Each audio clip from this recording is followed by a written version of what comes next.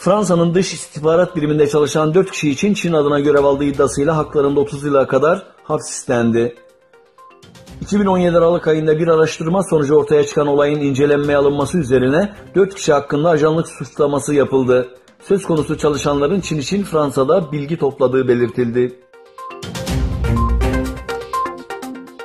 Çin hükümeti Doğu Türkistan'da yürürlüğe koyduğu son uygulamasıyla Uygur dilini kısıtlıyor.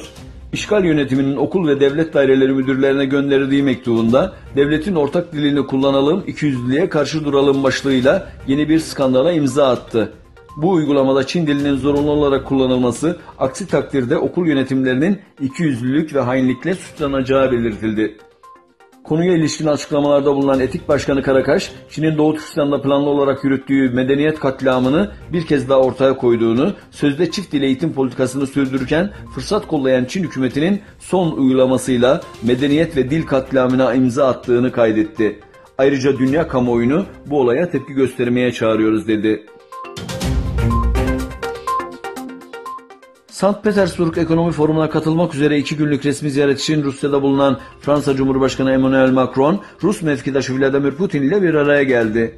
Görüşmelerde Amerika Birleşik Devletleri ile Kuzey Kore arasında yapılması planlanan zirvenin iptal edilmesi de ele alındı.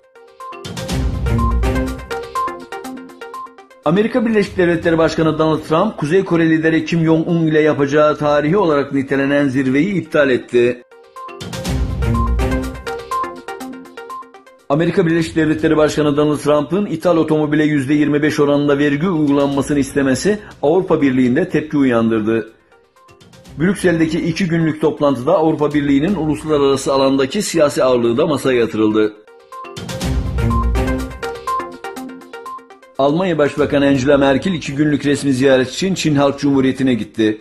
Merkel'in ziyaretinde iki ülke arasındaki ticaret ve İran ile nükleer anlaşma konuları görüşülecek.